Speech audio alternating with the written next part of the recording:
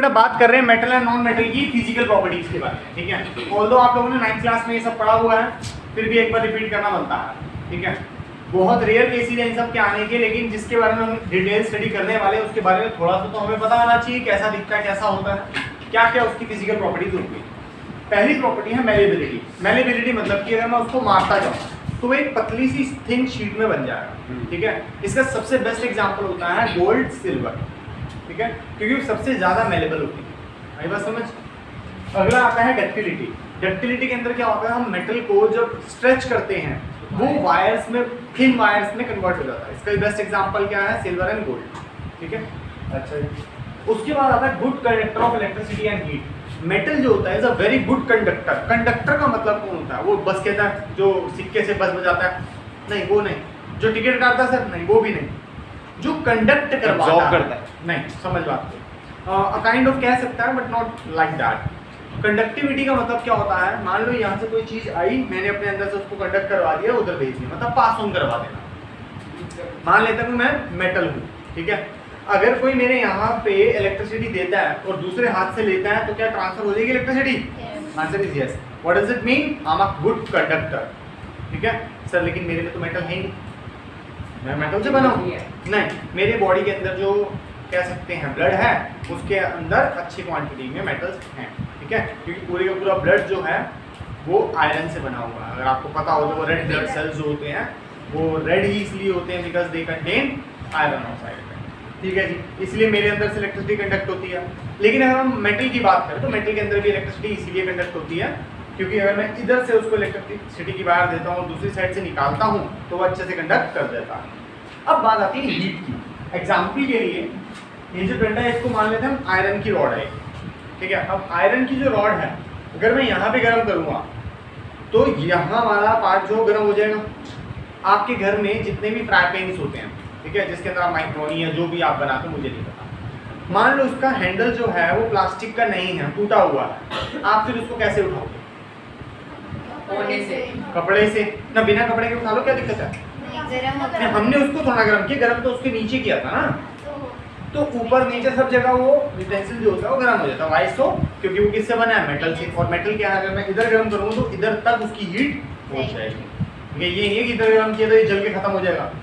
लेकिन non metal के अंदर ऐसी होता है, मान लीजिए प्लास्टिक की रॉड है, मैंने इधर इसको हीट दी, यहाँ जल जला के पिघल के खत्म, हीट यहाँ तक पता भी नहीं चलेगी ये गर्म हुआ था या नहीं गर्म हुआ था, समझे। यहाँ इस पार्ट पे हीट कर रहा हूँ, बस यही पार्ट गर्म होगा, जल जाएगा, खत्म हो जाएगा, यहाँ तक की हीट नहीं पहुँचेगा। क्लियर है? कंडक्टिविटी समझ आई? It's a good conductor of electricity and heat. Conductivity मतलब जो कंडक्ट करता है। अगला मेरे पास एग्जांपल आता है लस्टर्स का, मतलब दे आर शाइनी, शाइन करते हैं। मेटल कैसे करते हैं? शाइन करते हैं। गोल्ड शाइन करता है, सिल्वर शाइन करता है, ठीक है।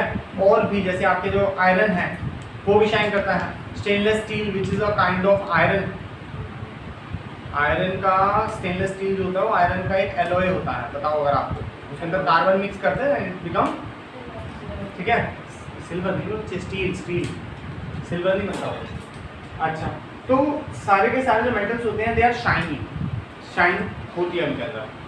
हार्ड होते हैं सारे मेटल। कुछ एग्जांपल्स जैसे सोडियम और पोटेशियम हार्ड नहीं होते, ठीक है, they can easily B cut with a knife, आराम से चाकू से कट कर सकते हैं किसको? सोडियम और पोटेशियम को, ठीक है।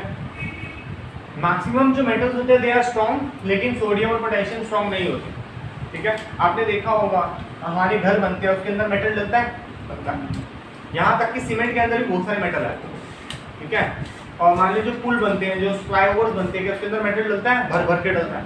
क्यों बनता है? क्योंकि दे आर स्ट्रॉन्ग, ठीक है, इट इज स्ट्रॉन्ग। यही होल्ड कर सकता है और कोई चीज़ है नहीं हमारे पास। Solid at room temperature, room temperature 27 degree Celsius से 30 डिग्री सेल्सियस तक अगर मेटल्स को हम लोग रखते हैं तो वो कैसे होते हैं? हार्ड होते हैं। इनका मेल्टिंग और बॉइलिंग पॉइंट जो होता है वो हजारों होता है, मतलब 1500 डिग्री सेल्सियस में ये मेल्ट और बॉयल होने शुरू होते हैं। इनमें से कहीं तो ऐसे हैं, ठीक है। तो मतलब ये नहीं है कि 100, 150, 200 में ये मेल्ट होकर खत्म हो जाएंगे। वंस अगेन एक्सेप्शन वहीं के वहीं है इनकी मेल्टिंग और बॉइलिंग में। सोडियम पोटेशियम को माचिस की तीली दिखा और भाग जा, मेल्ट छोड़ो वो ब्लास्ट हो जाएगा। मेल्टिंग और बॉइलिंग पॉइंट इसका बहुत ज़्यादा लो है, ठीक है। अब हाई डेंसिटी, पानी में डूब जाते हैं बहुत जल्दी, ठीक है। डेंसिटी इसकी हाई होती है as compare to water. Sodium और पोटेशियम की उतनी हाई नहीं होती, बाकी जितनी सबकी होती है। अगला आता है सोनरस। मेटल जो है आवाज करते हैं, ठीक है, रिंगिंग साउंड होती है उनके अंदर, तो वो सोनरस हम उसको बोलते हैं। जो चीजें अभी हमने यहाँ पढ़ी हैं ये सब मेटल नॉन मेटल में नहीं होती, लेकिन इससे कुछ एक्सेप्शंस निकल के आते हैं और एक्सेप्शंस हम लोगों को जानने बहुत जरूरी है। जैसे कि लिखने में तो बहुत इजी है कि भैया देखो जो मेटल होते हैं they are malleable and ductile, ये ना ही मेलेबल होते हैं ना ही डक्टाइल होते हैं, तो ये होते हैं ब्रिटल। ब्रिटल क्या होते हैं ध्यान समझो, मान लो मेरे पास ये है और इसकी डेफिनेशन भी बताते हैं आपको भी। जो मान लो कि मेरे पास ये ग्लास है, ठीक है, इसको फेंक के मारो तो टूट जाएगा, पीछे भी इसके ग्लास है, इसको फेंक के मारो टूट जाएगा, क्योंकि ये मेटल का नहीं है। यही मान लिया अगर मेटल का होता तो क्या गिर के टूट जाता? नहीं, बेंड होता बस, जैसे बोलते हैं डेंट आ गया, खाली डेंट आता, नहीं मेटल टूटते नहीं है कुछ, ठीक है। सर टूट जाते हैं, वो कैन होते हैं, कैन्स, कौन सी कैन? टिन कैन, कैन यार वो जो कोका कोला के कैन, कोक के कैन होते हैं, टूट जाते हैं, ऐसे करो एकदम चूर चूर हो जाते हैं, फट जाते हैं बेटा, क्योंकि बहुत पतला बनाया गया, ठीक है, वो बनाया ही ऐसा कि रीयूज हो सके, उसको पिघला सके, उसको हम लोग फटाफट मेल्ट कर सके, फाड़ सके। अदरवाइज तू कैन को, उसी कैन को ले फेंक के मार जोर से, बेंड हो जाएगा, समझा। अगर बहुत ज़्यादा जोर से उसके ऊपर कोई पैनी चीज़ मारेगा तो फट जाएगा वो, तो है ही, क्या कर सकते हैं, वो किसी भी चीज़ की बात है। अगर मैं कील भी ठोकूँ एक लोहे में तो ठुकी जाएगी, वो बात अलग है, ज़्यादा फोर्स लगाना पड़ेगा, है ना। तो लेकिन जैसे मैं इसको मारता, नॉन मेटल को मारता, हथौड़े से मारता, वो टूट जाता है ना इजीली, ये तो ना टूटता है इतनी जल्दी, क्योंकि मेटल है नॉन मेटल है, हाँ मेटल है नॉन मेटल है, नॉन मेटल है, प्लास्टिक से बना हुआ है, ये टूट जाएगा, हाँ इसके बाद थोड़ा मार टूट जाएगा। अच्छा जी, तो एक बार ब्रिटल की मैं आपको डेफिनेशन समझा देता हूँ। कह रहा था solid non metal can neither be hammered into thin sheet nor be drawn into thin wire. जो नॉन मेटल होते हैं ना ही हम उनको हैमर करके बेंड कर सकते हैं, पतली थिन शीट से बना सकते हैं, और ना ही हम उनको खींच के वायर्स बना सकते हैं, ठीक है। तो इनके अंदर एक प्रॉपर्टी होती है जो बोलते हैं brittleness. The property of being brittle easily breakable. Brittle का मतलब क्या है? इजीली ब्रेकेबल, इसको बोलते हैं ब्रिटलनेस। क्या बोलते हैं? ब्रिटलनेस, ठीक है। अच्छा, ब्रिटल वाली कहानी होगी क्या बची? ब्रिटल हो गया। Next, good conductor of electricity और heat? No, not a good conductor. Sir second का? सेकंड वाले तो दोनों ही मना हो गए ना एक साथ, अच्छा, ठीक है। Not a good conductor of electricity and heat. अच्छा, और लेकिन इसके अंदर एक एक्सेप्शन होता है जो इलेक्ट्रिसिटी को कंडक्ट करवाता है, ग्रेफाइट। कार्बन का एक एलॉय होता है ग्रेफाइट, अगर आपको पता हो। आपके घर में वो जो सेल्स आते हैं 10-10 रुपए के, जो घड़ी में लगते हैं, रिमोट में लगते हैं, they are made of graphite, इसलिए सस्ते भी हैं वो, ठीक है। ग्रेफाइट पेंसिल में भी होता है, ठीक है। और क्या है इसके example? They are shining. Non metal are not shining, लेकिन नॉन लस्ट्रस, शाइन नहीं करते। लेकिन इनमें एक ऐसा नॉन मेटल है जो सारे मेटल को फेल करता है शाइन में, that is diamond. Once again an allotrope of carbon, carbon का छोटा बच्चा बोलते हैं, ठीक है ना, टाइप ऑफ कार्बन। तो शाइन इतना शाइन करता है कि सारे मेटल फेल कर देता है। अच्छा, ये सारे हार्ड होते हैं, नॉन मेटल सॉफ्ट होते हैं। वंस अगेन एक्सेप्शन डायमंड, ठीक है। डायमंड के ऊपर हथौड़ी मार, हथौड़ी टूट जाएगी, डायमंड को कुछ नहीं होगा अगर अच्छा डायमंड है, ठीक है। लैब ग्रोन डायमंड की बात मैं नहीं करता, हाँ नेचुरल, हाँ नेचुरल डायमंड तो जानता ही होगा। अच्छा, स्ट्रॉन्ग होते हैं, ये स्ट्रॉन्ग नहीं होते, वीक होते हैं वंस अगेन, लेकिन डायमंड अच्छा होता है, स्ट्रॉन्ग होता है। रूम टेम्परेचर में क्या होते हैं?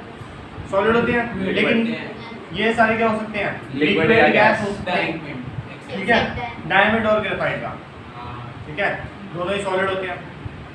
High melting and boiling point, इसमें सारे लो मेल्टिंग बॉइलिंग पॉइंट, लेकिन ग्रेफाइट और डायमंड का मेल्टिंग और बॉइलिंग पॉइंट बहुत ज़्यादा हाई होता है, ठीक है। और कुछ मेटल से तो बहुत ज़्यादा ही हाई होता है। सर इसका ग्रेफाइट और डायमंड, ग्रेफाइट सस्ता क्यों होता है? ग्रेफाइट सस्ता क्यों होता है? सस्ता इसलिए क्योंकि वो जल्दी मिल जाता है, इजीली अवेलेबल है। तो डायमंड डायमंड तो लोगों को पागल बना रही है ना, कंपनी जो मर्चेंट्स हैं पागल बना रहे हैं। डायमंड कुछ ऐसा है ना, पत्थर है वो तो, समझे, पत्थर है, शाइन है, लोगों का मन बैठ रहा है तो खरीद रहे हैं, है ना। एक टी शर्ट है, ये टी शर्ट है मान लो, ठीक है, 5000 रुपये की है, ये 500 रुपये की है। टी शर्ट तो भाई 100 रुपये की भी आती है, क्यों खरीदी 5000 की? क्वालिटी क्वालिटी, समझा, वो पत्थर की क्वालिटी है। क्वांटिटी क्वांटिटी का क्या है? 500 रुपये की हर जगह होगी ये कहीं। हाँ, क्वालिटी, ठीक है। हाई डेंसिटी, इसकी डेंसिटी हाई होती है, इनकी डेंसिटी लो होती है, पानी में तैर लेते हैं इजीली। सोनरस होते हैं, इनकी आवाज़ कम होती है, ठीक है, खत्म हो गया। ये ज़्यादा इतना इंपॉर्टेंट नहीं होता ये सब, ठीक है। इंपॉर्टेंट है नेक्स्ट पार्ट जो हम लोग करने वाले हैं, मेटल की कुछ केमिकल प्रॉपर्टीज। बच्चा देखो, केमिकल प्रॉपर्टीज पढ़ते हैं। मेटल की सबसे पहली प्रॉपर्टी, जब मेटल को ऑक्सीजन के साथ रिएक्ट करवाते हैं, it will form metal oxide. Most of the metal oxides are basic in nature and can be easily dissolve with water. Hindi में सुनो, जब मेटल ऑक्साइड्स बनते हैं वो बेसिक नेचर के होते हैं। आप लोगों को मैंने acid base and salt chapter में बताया था अलग से, ठीक है। और इनको पानी में भी मिक्स किया जा सकता है, ठीक है। अभी इनको पानी में मिक्स करने का रिएक्शन मैं साइड में लिख दूंगा आप लोगों के लिए, ठीक है। पहले ये समझो बनते कैसे हैं। लास्ट क्लास में मैंने आपको क्रिस क्रॉस करके सब दिखाया था, उनको कैसे वो बनते हैं, इलेक्ट्रॉन डॉट स्ट्रक्चर बना के भी दिखाया था। तो वही चीज़ें आज सारी काम आने वाली हैं, ठीक है। सोडियम ऑक्सीजन के साथ बनेगा सोडियम ऑक्साइड। अब बोलोगे सर यहाँ 2 क्यों आया? क्योंकि 2 किसकी वैलेंसी थी? ऑक्सीजन की, और 1 कितनी वैलेंसी थी? सोडियम की। तो वो ऐसे करके आ रहा, सोडियम के ऊपर +1, ऑक्सीजन में -2 है, इट विल फॉर्म Na2O। ऐसे ही मैग्नीशियम का मैग्नीशियम ऑक्साइड, एल्यूमिनियम का एल्यूमिनियम ऑक्साइड, जिंक का जिंक ऑक्साइड, आयरन का। अब ये देखो, ये कौन है? आयरन। आयरन ऑक्साइड ऑक्सीजन का है तो वैलेंसी 3 होती ही नहीं, और आयरन की वैलेंसी 4 होती नहीं। ये फेरस फेरिक ऑक्साइड है, ferrous ferric oxide. What is that? ठीक है, नई चीज है इसलिए तो रुक के बताइए। यहाँ पे कॉपर ऑक्सीजन के साथ रिएक्ट करेगा, copper oxide. Is it clear? Yes sir. Done हो गया ये? हाँ। अब मैंने क्या बताया था कि मेटल ऑक्साइड बेसिक नेचर के होते हैं, इनको पानी के साथ मिक्स करते हैं अगर हम लोग, तो ये अल्कलाइन नेचर के होते हैं, मतलब बेसिक नेचर के होते हैं, और पानी के साथ मिक्स हो भी जाते हैं। तो पानी के साथ मिक्स होकर ये क्या बनाते हैं वो भी देखते हैं। अच्छा देखो, अब बात क्या है, सोडियम, मैग्नीशियम, एल्यूमिनियम, जिंक, धीरे धीरे हम लोग लो रिएक्टिविटी सीरीज में आते जा रहे हैं। केदारनाथ का माली आलू किसी से बनाता है याद है? उसमें सबसे पहले था पोटेशियम ऑक्सीजन के साथ रिएक्ट करता है पोटेशियम ऑक्साइड, ठीक है। केदारनाथ का माली आलू जरा पीछे से पकाता, ऊपर मांगे सिल्वर गुड, प्लैटिनम डालना। ध्यान से देखो, हाई रिएक्टिव सबसे ऊपर लिखा, फिर उसके नीचे, फिर उसके नीचे, फिर उसके नीचे, फिर उसके नीचे, फिर उसके नीचे, फिर और नीचे, ठीक है। मैंने ऐसे ही क्यों लिखे? जिससे मैं आपको समझा सकूं कि हाई रिएक्टिव मेटल तो एनी हाउ रिएक्ट होते ही होते हैं, और इनको रिएक्ट करने के लिए बहुत ज़्यादा ताम झाम करने की जरूरत नहीं है। इजीली बस ऑक्सीजन की प्रेजेंस में रख दे, कुछ नहीं करना, हवा में रख दे, हो गया रिएक्ट। हवा में ही? हाँ, हवा के अंदर जो ऑक्सीजन है उसी से हो जाएंगे, ठीक है ना। इसलिए O2 लगा सकता हाँ, है। कईयों को तो बर्न करना पड़ता है, कईयों को जलाना पड़ता है, ठीक है। लेकिन जैसे मैग्नीशियम को ऑक्सीजन की प्रेजेंस में बर्न करके मैग्नीशियम ऑक्साइड बना था, मैग्नीशियम रिबन का बर्निंग है ना, ऐसे एल्यूमिनियम की, जिंक की, इन सब की बर्निंग हो रही है। लेकिन सोडियम और पोटेशियम की अगर तूने बर्निंग नहीं भी कर दी, मत कर, बस छोड़ दे उसको हवा में, तब भी वो कुछ समय तक रिएक्ट कर जाएगा, ठीक है। मैग्नीशियम रिबन को बर्न करने से पहले साफ किया था, क्योंकि उसके ऊपर मैग्नीशियम ऑक्साइड की लेयर बन गई थी। चलिए कहाँ से ऑक्सीजन ऑक्साइड लेयर उसने खुद एनवायरनमेंट से रिएक्ट कर लिया था। तो मैग्नीशियम भी हाई रिएक्टिव है, बता रहा हूँ, 4th नंबर पे तो आ रहा है, इसीलिए खुद भी ऑक्साइड्स बना लेते हैं। लेकिन जैसे जैसे हम नीचे आते जाएंगे, हमें थोड़ा सा उसके अंदर एफर्ट ज़्यादा डालना पड़ेगा, क्योंकि वो रिएक्टिविटी सीरीज में लो आते हैं, they are not that much reactive. Sir मगर ऑक्सीजन से तो हो रहा है ना यार? होगा, मना नहीं कर रहा, ठीक है, लेकिन उसकी खुद की रिएक्टिविटी थोड़ी कम है। जैसे यहाँ पे मैंने 5 बच्चे हैं, ठीक है, एक को बस मैंने हल्का सा हिंट दिया, हाँ हाँ हाँ सब समझ आ गया, उसकी अंडरस्टैंडिंग पावर क्या है? ज़्यादा, ठीक है ना। और एक बच्चे को मैं समझाई जा रहा हूँ, पता नहीं अजीब भी बातें कर रहा हूँ, है ना। इसीलिए बस लो नहीं है वो, उसकी रिएक्टिविटी लो है ना, लो है, ऐसे मेटल में समझते हैं। अब मैं आपको सारे वाटर वाले लिख के दिखाता हूँ। आओ बच्चा, हम क्या देख रहे थे कि क्या मेटल ऑक्साइड के साथ पानी मिक्स करे तो कुछ होता है? हाँ होता है। मेटल ऑक्साइड है, मेरे को पोटेशियम ऑक्साइड, पोटेशियम ऑक्साइड को जब पानी के साथ मिक्स करेंगे तो बनेगा potassium hydroxide. Same sodium oxide है, उसको पानी के साथ मिक्स करेंगे तो बनेगा सोडियम हाइड्रोक्साइड। अब ये जो हाइड्रोक्साइड बन रहे हैं क्या बन रहे हैं? बेस बन रहे हैं। ये कौन थे? बेसिक ऑक्साइड्स थे, याद हो तो अगर, है ना। और अब ये परफेक्टली बेस बन गए। और बेस अपनी प्रॉपर्टी कब शो करता है? जब वो पानी के साथ मिक्स होता है, याद है? चलो आगे। ऐसे ही मैग्नीशियम ऑक्साइड है, पानी के साथ मिक्स किया, मैग्नीशियम हाइड्रोक्साइड बना। अब आता है एल्यूमिनियम और ऑक्सीजन, ठीक है। पहले ऊपर वाले जो थे आपके यहाँ वाले, ये सारे के सारे बेसिक ऑक्साइड्स थे, ठीक है, मतलब ओनली बेसिक प्रॉपर्टी शो करते थे। लेकिन एल्यूमिनियम और जो एल्यूमिनियम और जिंक जो रहते हैं, they are amphoteric oxide, they are like amphibians. Amphibian को बोलते हैं जो पानी में और लैंड में दोनों में सर्वाइव कर सकते हैं। तो इसका मतलब ये एसिडिक प्रॉपर्टी भी शो कर सकता है और ऐसा कैसे हो सकता है यार? इसीलिए हम लोगों ने इसको चेक करने के लिए इसके एक बार एसिड के साथ रिएक्शन किया है तो इसने अपनी प्रॉपर्टी बेसिक शो करी, और इस बार इसको मैंने बेस से प्रॉपर्टी शो करवाने के लिए क्या करा? एसिड के साथ रिएक्ट करवाया और एसिड को भी शो करवाने के लिए बेस से रिएक्ट करवाया। इनके दोनों रिएक्शन मैं लिख देता हूँ यहाँ पे, ठीक है, इसके और इसके, या ऐसा करते हैं इसको नेक्स्ट क्लास में करते हैं, ठीक है। एम्फोटेरिक ऑक्साइड्स को याद रखना, मार्क कर लो कि इन रिएक्शंस को आपको नेक्स्ट क्लास के अंदर मैं बताऊंगा। ये इसका नाम, इसके reactions are very very important, ठीक है ना, तो छोड़ना नहीं है नेक्स्ट क्लास में।